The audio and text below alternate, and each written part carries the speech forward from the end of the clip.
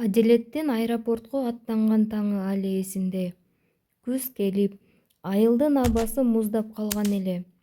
Атасы Касым Аксакал эскилиги жеткен, жеңдери эскирген костюмун кийип, уулунун жүгүн көтөрүшүп жатты. Апасы Салима болсо колундагы түйүнчөгүн ичинде ысык наны жана бир аз куруту бар. Уулуна карматып жатып, көз жашын жашыра алган жок. Балам, алыс жер, өзүңдү абайла, биз үчүн кабатыр болбо, биздин күнүбүз өтө берет, деди апасы титиреген үн менен. Адилет болсо, апа, бул акыркы жолу сиздин ушул эски үйдө калганыңыз, мен барып сизге хан сарай салбасам, атым өчсүн, деп ичинен ант берди. Учак көккө көтөрүлгөндө ал терезеден кичинекей болуп көрүнгөн тоолорун карап көзүн жумду. Ал алдыда аны кандай тозок күтүп жатканын билген эмес. Москванын боз асмандуу көчөлөрү аны мээрим менен тосуп алган жок. Биринчи жумада эле алданып, документтерин ортомчулар алып качып кетти. Чөнтөгүндө бир тыйынсыз, тил билбеген, таанышы жок Адилет курулуш аянтындагы бетондордун арасында жатып калды. Кыштын ызгаардуу түндөрүндө буттары тоңуп, ичи ачышып жатканда ал апасынын ысык нанын эстеп ыйлачу. Бир жолу кардын астында калып, катуу ооруп калды. Денеси оттой күйүп, эч ким жардам бербегенде ушул жерде өлүп каламбы деп коркту. Бирок айылдагы ата-энесинин үмүтүн эстеп, тиштерин кычыратып кайра турду. Ал эң оор жумуштарга макул болду, таштанды тазалады, вагон бошотту, түнкүсүн күзөтчү болду. Арадан 2 жыл өткөндө Адилет бизнеске аралашып, акча таба баштады. Биринчи жолу айылга $1000 салганда атасынын телефондон сүйүнгөн үнүн угуп, өзүн баатыр сезди. Балам, апаң экөөбүз сүйүнгөнүбүздөн ыйладык. Кошуналар келип, Адилеттүү уул төрөпсүңөр деп жатышат, деди атасы. Бул сөздөр Адилетке канат байлагандай болду. Ал эми күнү түнү иштеп, уйкуну унутуп, акчанын артынан кууду.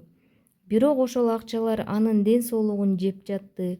Өңү кубарып, көздөрү чөгүп кетсе да, видео чалууда атайын фильтрлерди коюп, апа, мен сонун жерде жашайм, тамагым дайын, деп калп айтчу. Чындыгында ал бир кесим нан менен кечке жүрүп тапкан тыйынын топточу. 4-чү жылы айылда заңгыраган үй бүтө баштады. Адилет эң кымбат материалдарды, алтын жалатылган эмеректерди чет өлкөдөн буйрутма берип жатты. Апамдын бөлмөсү эң жарык болсун, атама жумшак кресло алгыла деп буйрук берчү. Бирок ошол жылдары ал апасынын үнү өзгөрүп баратканын байкаган жок. Салима апа телефондон: балам, акчаңды ая, өзүңө корот, бизге үй эмес сенин амандыгың керек, деп көп айтчу. Адилет болсо: апа, аз калды, дагы бир аз иштеп анан барам, деп жооп кайтарчу. Дагы бир аз деген сөз анын эң чоң катасы эле. Бир күнү жумуштан келип, бут кийимин чече электе телефонуна карындашы Гүлзаттан чалуу келди. Адатта Гүлзат мындай маалда чалбайт болчу. Аке, апам. Гүлзаттын өпкө көкүрөгү айрылып ыйлаган үнү Адилеттин кулагына октой тийди.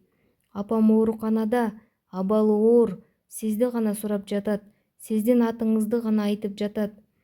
Адилеттин колундагы баштык жерге түштү. Ал ошол замат аэропортко чуркады. Бирок тагдыр аны дагы бир жолу сынады. Анын документтери мөөнөтү өтүп кеткендиктен чек арадан өткөрбөй коюшту. Ал аэропорттун дубалын согуп, өкүрүп жатты. Мени өткөргүлө, менин апам өлүп жатат, баардык акчамды алгыла, бирок мени жеткиргиле, деп жалынды. Бирок мыйзамдын муздак эрежелери анын байлыгына да, көз жашына да караган жок. Түнкү саат 3.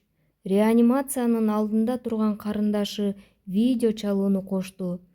Экранда аппак шейшептин үстүндө беттери кирип кеткен алсыз апасы көрүндү. Апа, апаке, мени угуп жатасызбы? Кечириңиз мени. Адилет телефондун экранын өпкүлөп, көз жашын төгүп жатты. Апасы акырын көзүн ачты. Экрандагы уулун көрүп, Эриндери бир аз кыймылдады. «Балам, келдиңби?» деди ал алсырап. «Сени күттүм. Жакшы иште. Атаңа жөлөк бол. Мен сага ыраазымын». Ошол көз ирмемде аппараттын пип деген узун үнү угулду. Апасынын колу телефондун экранынан тайып кетти. Адилет миңдеген чакырым алыстыкта бетон дубалдардын арасында жалгыз калды. Ал кучактаганга апасы жок. Бир гана муздак телефондун экраны калды. Бир жумадан кийин Адилет айылга келди. Ал салган, заңгыраган үй даяр болгон эле. Дарбазасы жаркырап, ичинде эң кымбат люстралар илинип турат. Бирок үйдүн ичи мүрзөдөй муздак.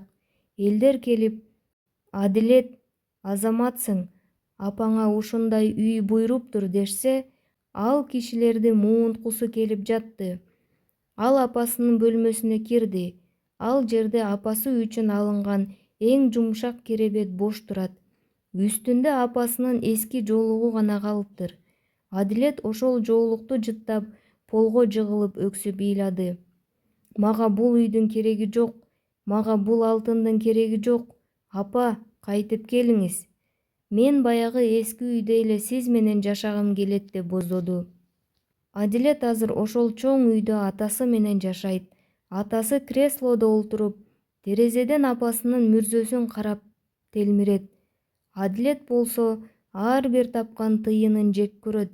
Себеби ал түшүндү. Дүйнөдөгү эң чоң байлык бул сени күтүп жаткан адамдардын амандыгы экен. Ал эми убакыт, аны эч кандай миллиондорго сатып ала албайсың.